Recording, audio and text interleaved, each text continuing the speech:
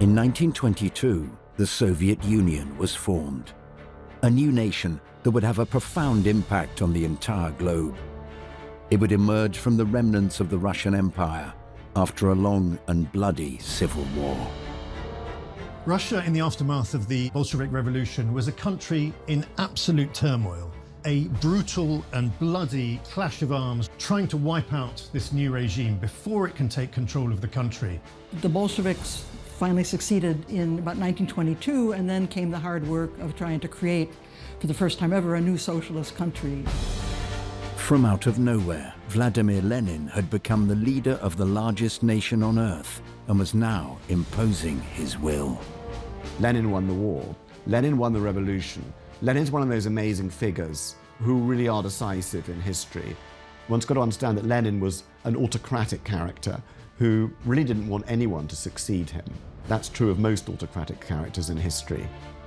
But Lenin would have a successor who proved to be the most ruthless of all figures when dealing with both his own people and his foreign enemies. They realized after the revolution that the Soviet Union was surrounded by enemies. It didn't have a friend in the world.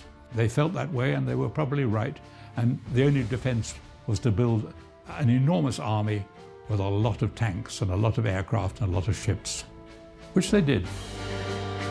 In the aftermath of World War II, the Soviet Union emerged as a new global superpower that matched the once mighty Russian Empire of old.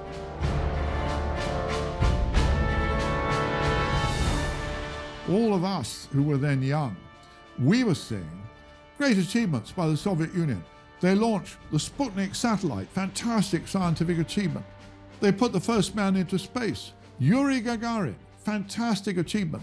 And so people were saying they saw the Soviet Union as a genuine, comparable competitor with the United States. Now, a century from its formation, the Soviet Union seems to define the whole of the 20th century.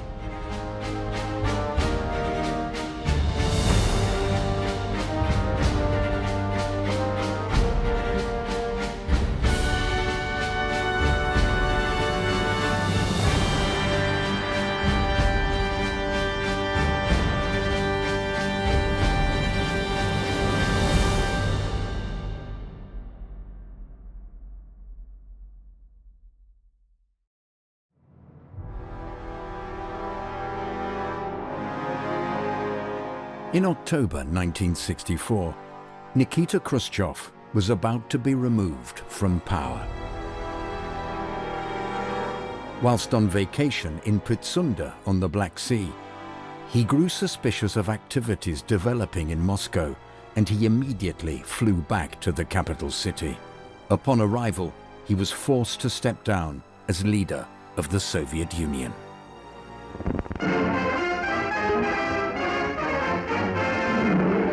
The official Russian announcement said he resigned. The Reds say ill health prompted Khrushchev to step down. Observers say that his abortive feud with Red China that broke apart the front of monolithic communism was the real reason. A man who clawed and fought his way to the top, wooed leaders like Nasser of the neutralist nations. Khrushchev probably made his greatest impact on a strangely fascinated world when he came to the United Nations Assembly in 1960 and attempted to purge Secretary General Dag Hammarskjöld. He piled shock upon shock when he and the Soviet delegation rudely interrupted speeches by Western delegates. The Soviet leadership overthrew Khrushchev. They called him in and they denounced him and they sacked him from all his positions. And the reason they did it was because of his kind of arrogance, his despotism, his completely ill-thought-out adventure. What sealed Khrushchev's fate was his interference with agriculture and his harebrained scheme to imitate the Americans by growing lots of maize, and in order to do that, wrecking existing crops. So there was serious food shortages in the shops and serious discontent. That was more important to the party than anything else. There had already been a number of riots by workers who were dissatisfied, and that was the decision to get rid of him. forces began to conspire against him, and leading those forces was Leonid Brezhnev, who sees that maybe now is the moment to act, that maybe this is the moment where he can get his hands on the levers of power. The crowds that once cheered Khrushchev wildly were left in the dark as to just what went on when the Central Committee met to act on his retirement and to name Leonid Brezhnev as the new leader of the party, while Alexei Kosygin took the job of premier. Brezhnev has lately been considered Khrushchev's heir apparent, but the question remains as to whether he had anything to do with hurrying his boss's departure. Khrushchev is on holiday, he's summoned back to Moscow, and the Politburo, led by Brezhnev, denounce Khrushchev. They criticize him for everything he's done, and they say they want him to step down from power. This will not be a coup quite as brutally as Stalin might have done it. He's allowed to resign, but it is the end of Khrushchev's reign of power. Now, Leonid Brezhnev is the man at the helm. You know, they voted him out, they didn't execute him, they didn't imprison him, they just retired him. In the meeting, he said, you know, whatever else happens, my one achievement has been that no one's going to be shot now. I'm just going to retire. And so it happened. And Brezhnev became the next leader. Brezhnev was a pair of safe hands, a man with a good military record. He just wanted to keep the apparatus going as it had in the past, to appoint suitable first secretaries and heads of Soviets and so on, and who allowed a fair amount of corruption. His own family was horrifically corrupt. His daughter Galina was a nightmare. But that corruption was a sort of lubrication for the party. And under Brezhnev, everything had a price. Brezhnev is known among Western diplomats as the red in the gray flannel suit, a man who is expected to continue peaceful coexistence with the West while trying to heal the breach with China.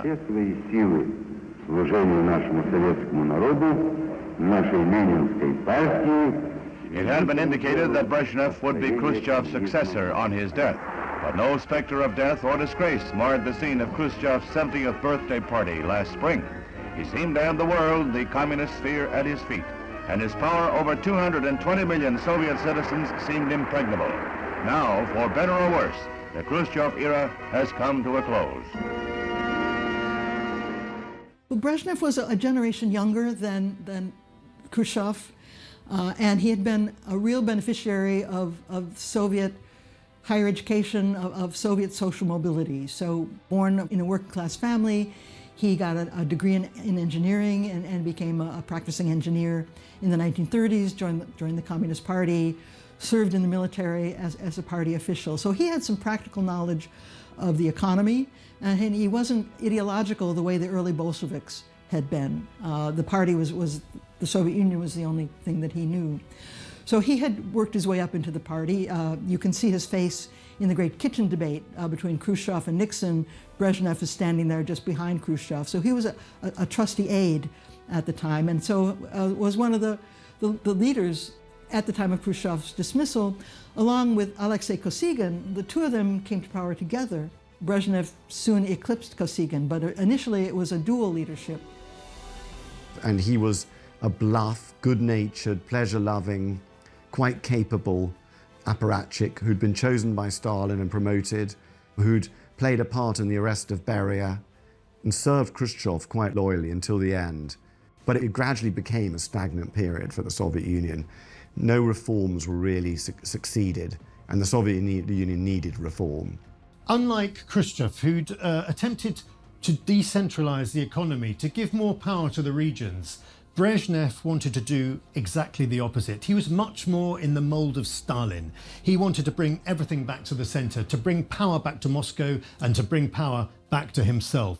One can see at this point the Soviet Union is reverting much more to the model that had been created by Joseph Stalin. The reign of Brezhnev is seen to be, one historian has called it, that he made a little deal with the Soviet people, that he promised them economic prosperity, which included, because the communist economy was so inefficient, it included increasing tolerance for a shadow economy, for some black marketing, some private enterprise. The government turned a blind eye to that in exchange for political loyalty. And most of the people made this bargain and agreed not to be in opposition to the government. What Brezhnev wanted to achieve was a parity in terms of weapons between the Soviet Union and America. And he begins injecting vast sums of money into military expenditure. At one point, some 12% of GDP is being spent on the missile program inside the Soviet Union. Remarkably, he does achieve parity. By the 70s, the Soviet Union has an equivalent number of warheads to the United States. The world thinks that it's business as usual and it's just a change of leader. In the eyes of the world, the Cold War continued unchanged.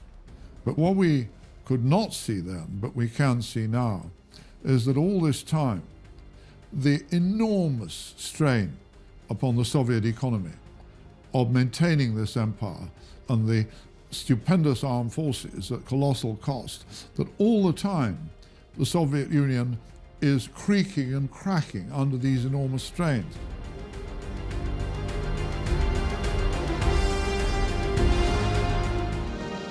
Since 1954, every American president has offered support to the people of South Vietnam.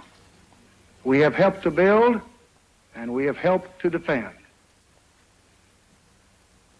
Thus, over many years, we have made a national pledge to help South Vietnam defend its independence.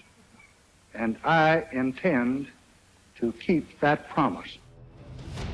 In 1965, President Lyndon Baines Johnson followed up on his promise and ordered US troops to intervene directly in Vietnam. One of the great proxy battles of the Cold War had begun.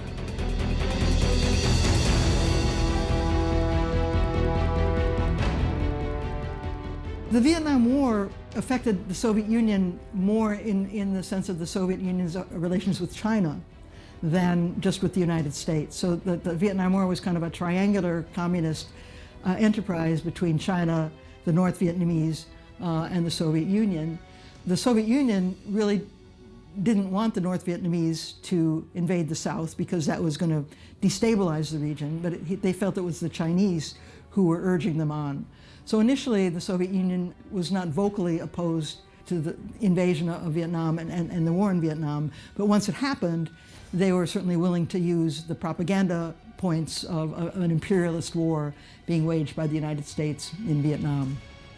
With the Vietnam War, all he had to do was supply missiles and laugh as the Americans lost it, because he knew perfectly well that there was no way in which you could win a war when you were supporting a corrupt regime in the South, and you had a dedicated regime in the North, which had armaments from the Soviet Union, armaments from China, and didn't care how many people it lost.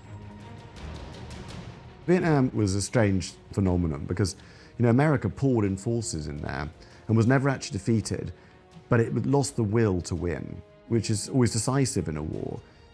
Partly it was a Vietnamese nationalistic uprising against foreign control that had started against the French and it continued against the Americans and their regime in the South. Partly it was a proxy war between the superpowers. American troops were there. Russian advisors armed the Vietnamese in massive quantities. But the Vietnamese were thought by the Americans to be completely under Soviet control. But in fact, they fought the war they wanted to fight and were quite recalcitrant in taking orders from the Kremlin. But it was America's first great humiliation.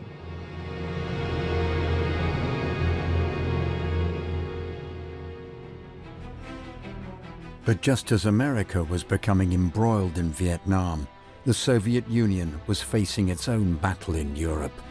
In the 1950s, uprisings had been crushed in Poland and Hungary, but a new crisis was emerging in Czechoslovakia under the rule of Alexander Dubček. The Prague Spring had begun. The Prague Spring was an attempt in Czechoslovakia by Czechoslovak communist leaders to find a different path towards communism. They called it socialism with a human face. And in fact, all the East European countries were somewhat different from one another and not all following in lockstep to the party line. So certain deviations were allowed, but Brezhnev felt that there was a danger to socialism itself by these reforms in Czechoslovakia. And so he invoked what became known as the Brezhnev doctrine, that any threat to socialist power in one socialist country should be combated by all of them. Another version of the Brezhnev doctrine is what we have, we hold. And so rather than let the reformed communists succeed in Czechoslovakia, he created the pretense to send Warsaw Pact troops into the country to put down this reform. Russia's purpose in continuing to keep such large, powerful and mobile forces in Czechoslovakia has been in effect to put a pistol to Mr. Dubček's head. There is plenty of evidence that for his own part, Mr. Dubček intends to go on resisting the pressures and is prepared if necessary to get his head shot off. But there is now a question mark over the continuing loyalty of enough members of Czechoslovakia's Communist Party's Presidium to give Mr. Dubček the support he needs to say no to the Russians or the demands they will make when the talks begin. The Prague Spring, this uprising in Prague against Soviet rule, is a real challenge for Brezhnev. How on earth is he going to deal with this? His initial response is to try and do a deal with Alexander Dubček, but it quickly becomes apparent that this is impossible. And under pressure from the Politburo, he decides to send in the tanks and send in the troops. And then you have the brutal crushing of this uprising, in which thousands of Soviet soldiers will crush and fight against Dubček's civilians. Never again in the Cold War did either Soviet Union or the United States attempt to interfere in each other's recognized spheres of influence. The Americans, who'd already stood by amid terrible bloodbaths in the Polish shipyards, amid the 1956 Hungarian uprising, 1968, when there was the uprising in Prague, the Prague Spring, that once again the Americans did nothing and the Russians were left free to crush that.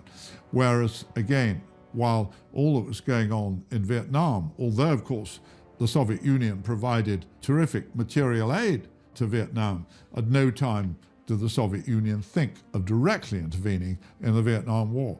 So never again was there such a dangerous moment when either side attempted to infringe each other's spheres of influence. The first 2.5 decades of the Cold War had been filled with revolutionary uprisings and proxy battles all across the globe. But as the 1970s began, a surprising period of détente emerged, where more direct relations between the Western world and the communist world were established. In China, with Zhou Enlai, President Nixon begins a dialogue which marks an historic change in American policy. A political realist, the president knows that communication with China is indispensable to his grand design, the result of a long, careful planning, of a vision for peace born long ago. The thrust for peace leads to the Soviet Union. The president will not be dissuaded by the days of hard negotiation ahead. The opportunity to reduce world tension is at hand, and he achieves a breakthrough with agreements in environment, space, medicine, and a trade pact creating new jobs for Americans. But most significant of all, a treaty to limit arms.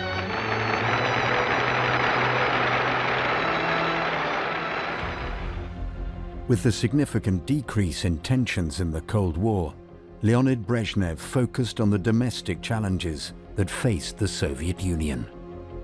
The hallmark, I think, of Brezhnev's economic policies were the 5-year plans. He liked these 5-year plans. The early 70s saw a big increase in the consumer goods that were being produced by the Soviet Union. Something of an economic miracle took place in these years, and even the West was surprised at how the Soviet economy was performing, but it wouldn't last. The Soviet economy was too reliant on natural resources, on oil, on gas, and the whole thing would begin to stagnate. And we're soon going to enter what Gorbachev would later call the era of stagnation. So there was certainly stagnation politically in the Soviet Union under Brezhnev. Fewer and fewer freedoms were allowed, writers were censored, people self-censored themselves rather than risk getting into trouble. The economy actually was not so stagnant. It continued to grow. We think of the Brezhnev period as a period where a Soviet consumer public actually came of age. People were aware of fashion and able to choose what they wanted to buy. But overall, there was a sense that it wasn't progressing as fast as it could. And this was reinforced by the stability of the leadership, who were getting older and older and not really allowing any new blood to come in. So there was a sense that the whole thing was grinding to a slow halt. There were all sorts of holes in the system that made it possible to live under Brezhnev. So although it was stagnation, the country made no big progress in GDP or in facilities, there were loopholes. And so while the Kremlin looks unchanged, and in the eyes of the world, some people thought the Cold War was going to go on indefinitely. Some people still thought that the Soviet Union might emerge as the economic victor. So self-confidence in the West was not nearly as high as one might expect.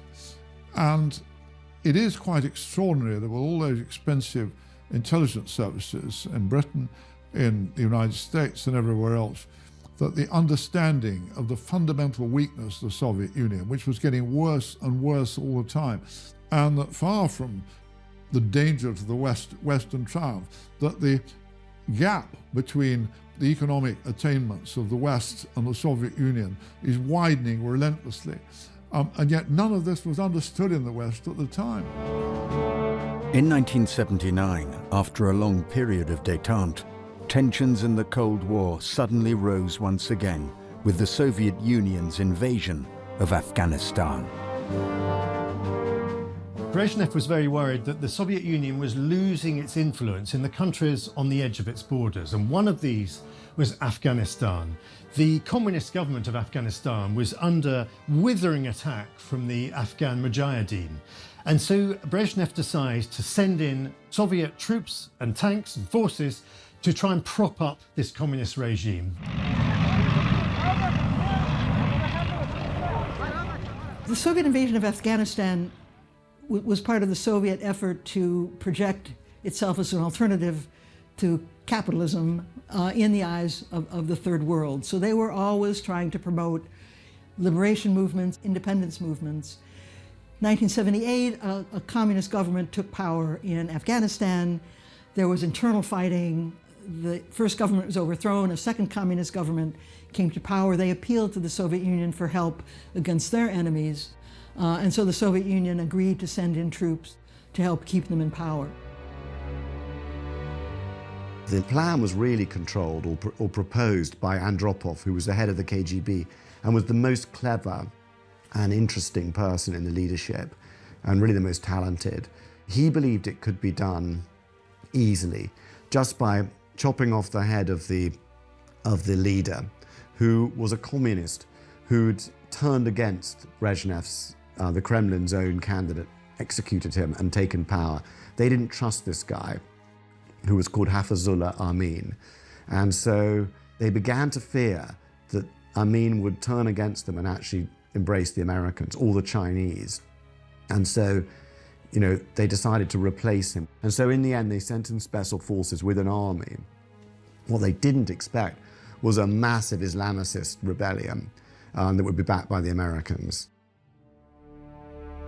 Many people compare the Soviet engagement in Afghanistan with the United States in Vietnam. They got sucked in without realizing what they were getting into, without an exit strategy. Many young Soviet men died, led rise to a movement among mothers trying to stop men from being drafted. So it severely weakened the government in the eyes of its own population.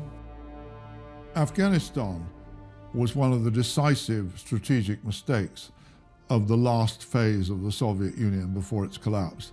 And it was the same story as with a lot of American wars, that they got nowhere and they were made fools of by their own clients in Afghanistan, and their casualties were appalling. And the military bungling was fantastic. But the United States could afford its mistakes in the Cold War, and the Soviet Union couldn't. So that you had this extraordinary situation that as this terrible 10-year war went on, and there's this drain of casualties, which was desperately unpopular at home because people saw these body bags coming home and coming home. And as the Americans and the CIA, of course, who were arming the Mujahideen, the resistance movement, that the price that here was the Soviet Union already creaking and groaning and on the edge of an abyss, and you can argue that it was Afghanistan that pushed it over the edge. That was a major mistake. Russians in the 19th century knew very well, although they took over most of Central Asia and they would have liked to take over British India, that you leave Afghanistan alone. Nobody has ever successfully dealt with Afghanistan since Alexander the Great invaded it. Everyone has had to retreat. Even the Mongols couldn't stick it. The British Army in the 1840s, which just had one blind person staggering out, the rest of the army dead, was an example. And the Russians knew this. And yet, that was a major mistake to think that they could somehow take it over. 3 years into what would be a near decade-long conflict in Afghanistan, the Soviet Union would lose its longtime leader, Leonid Brezhnev. Brezhnev dies, and he's succeeded by Yuri Andropov, his former head of the KGB, who'd been so ruthless in crushing internal dissent. But Andropov is simply ill-equipped to deal with the financial crises that are facing the Soviet Union. Brezhnev's successor was Andropov, who he chose himself, but he himself was already too ill from kidney failure to really do the reforms that were necessary now to make industry and the economy work, to rethink the Soviet communist system and to reinvigorate it. And he very quickly deteriorated. His successor should have been Gorbachev, who was the young and intelligent and up-and-coming younger leader, and who was a protege of Andropov. But instead, Chernenko, who once had been an executioner for Stalin, and really was a sort of known as the silent one. He really never said anything. He was just a sort of non-entity. He too was dying. So he came to leadership for a very short period. And the joke at the time, because both Brezhnev and Chernenko were not really mobile, Brezhnev was seen to be immobile and Chernenko seemed to be moving around. So they said the trouble with Brezhnev was he was running on batteries, but Chernenko had transistors. And it could get around. People believed that Chernenko would be giving broadcasts from his office, but it was really a hospital room made up to look like an administrative office. The manner of the collapse of the Soviet Union was extraordinary in that it's almost as if the physical collapses of successful leaders mirrored the collapse of the whole edifice.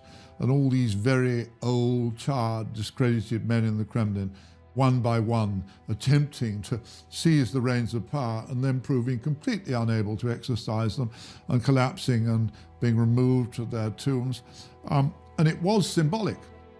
Konstantin Chernenko, who is so old, so infirm and so almost senile that when he gives the eulogy at Andropov's funeral, he can hardly speak the words. It's clear he's not going to last long, and within another year, he's also dead. And this is the moment of change. This is the moment where a younger man, Mikhail Gorbachev, comes to power on a promise to transform the Soviet Union.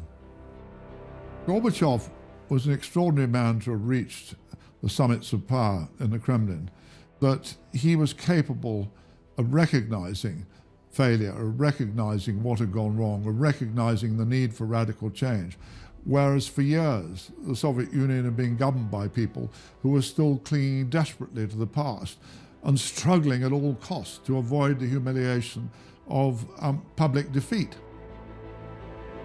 Gorbachev, of course, it comes from the Russian word gorbate, which means bent. And the Russian proverb is that only the grave will straighten the bent.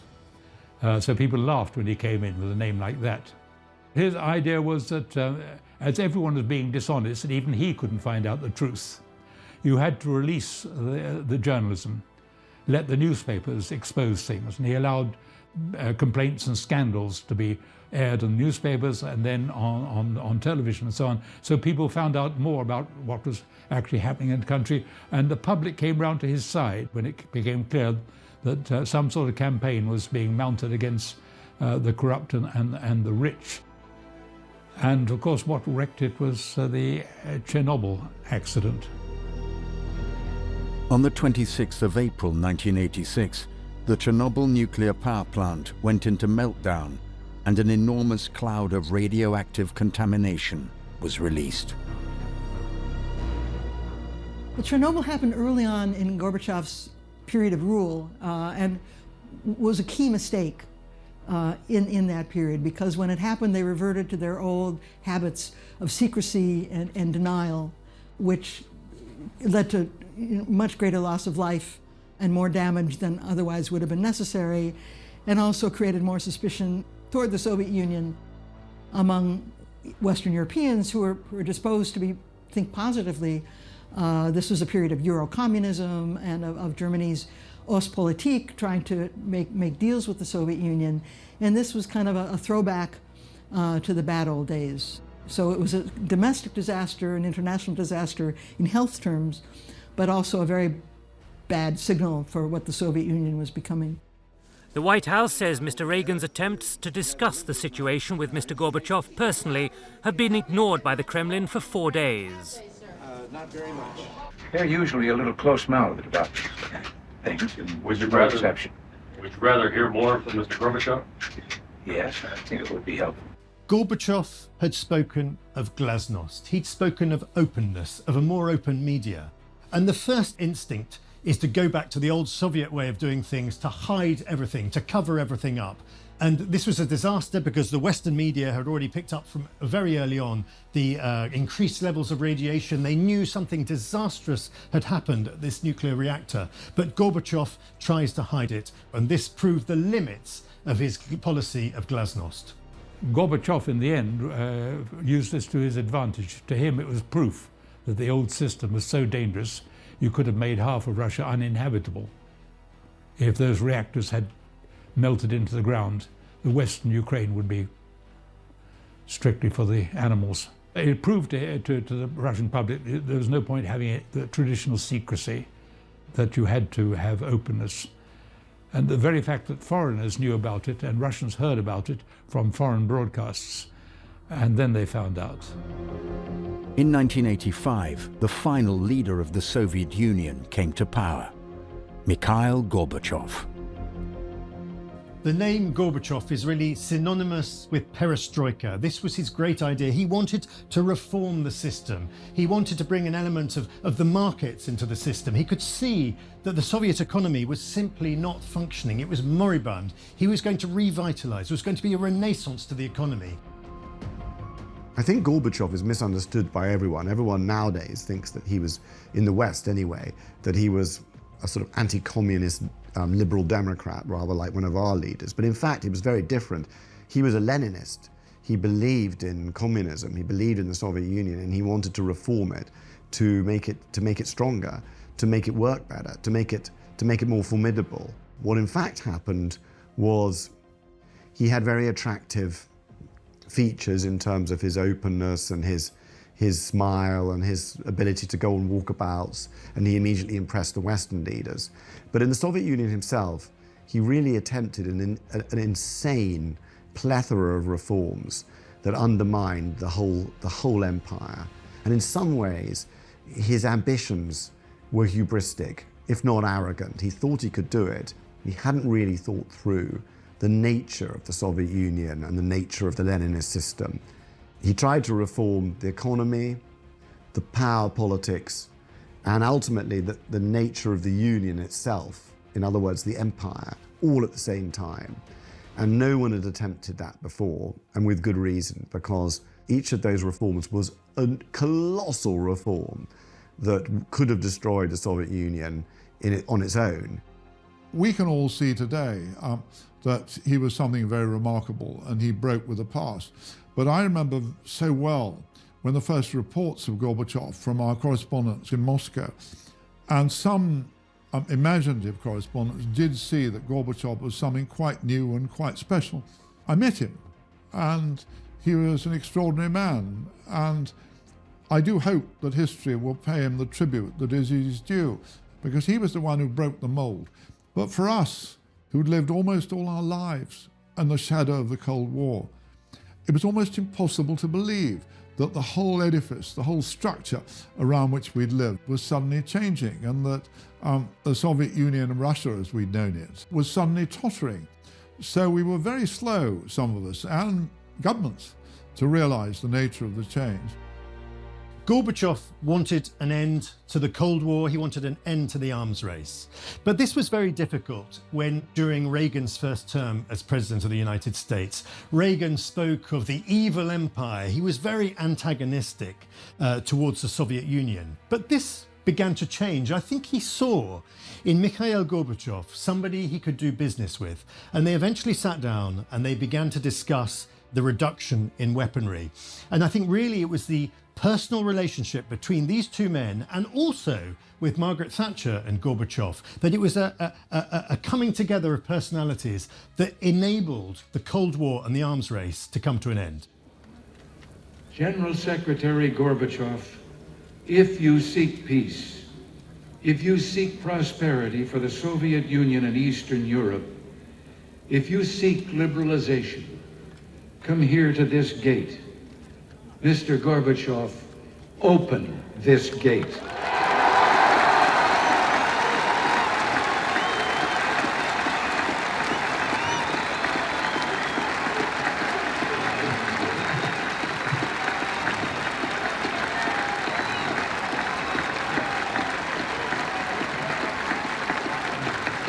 Mr. Gorbachev. Mr. Gorbachev, tear down this wall.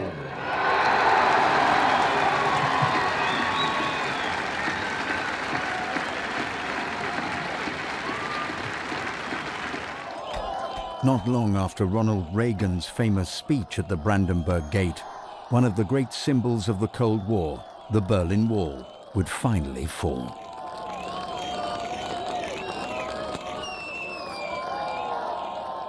The Berlin Wall had been a success in the sense that it stopped East Germany becoming depopulated, but it hadn't made it much more prosperous.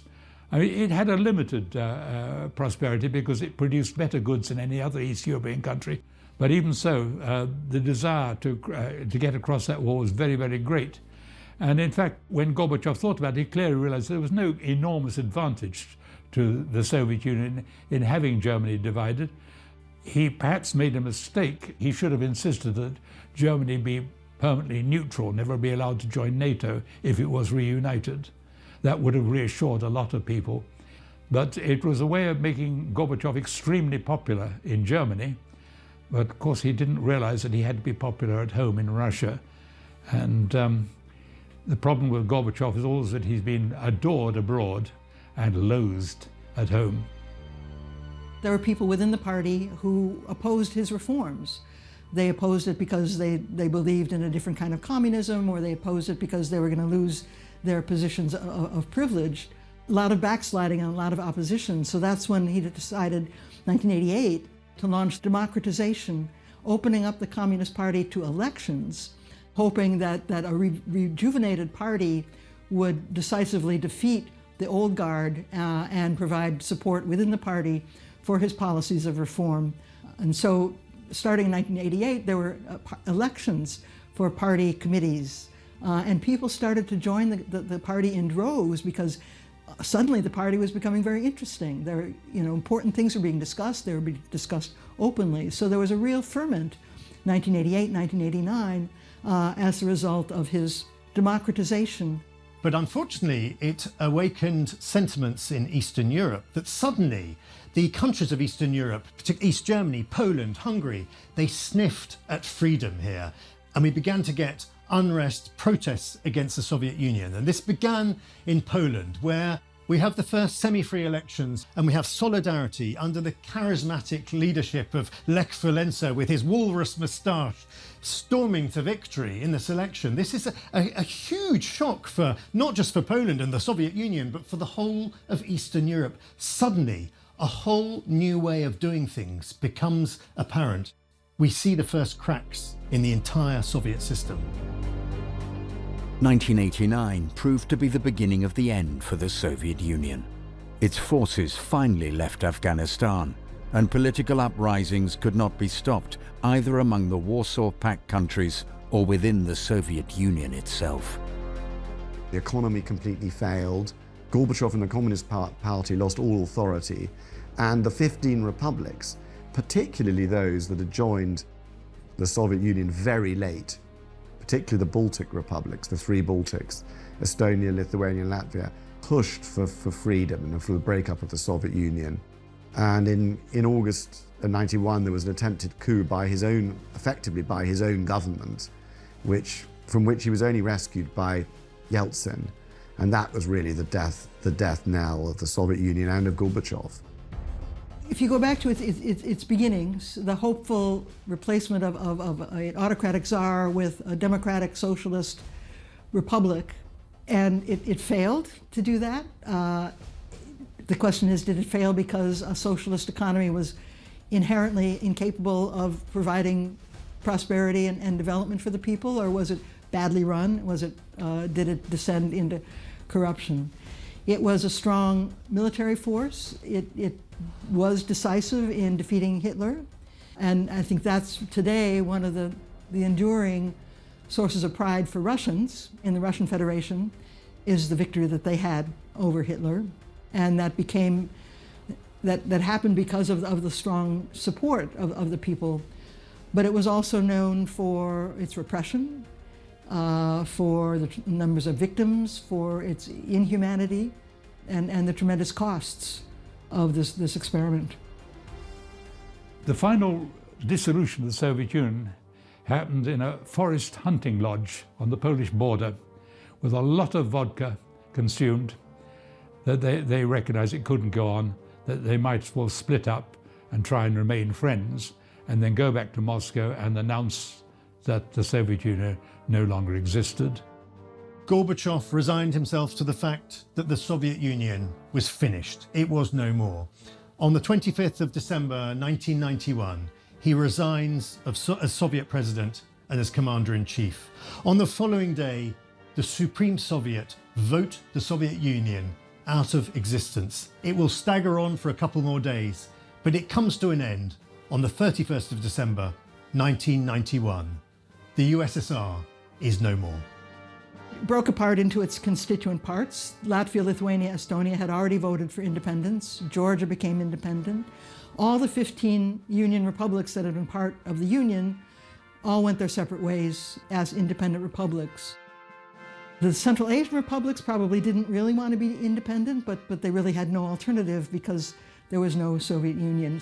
And so all the parts of the machine, if you like, fell to pieces at the same time, simultaneously. And Russia emerged as an independent republic, as did the other 15 republics, the constituent republics of the Soviet Union, which Lenin and Stalin had designed never to become independent, never to secede. Well, now they all became independent at the same time, and the Soviet Union was no more.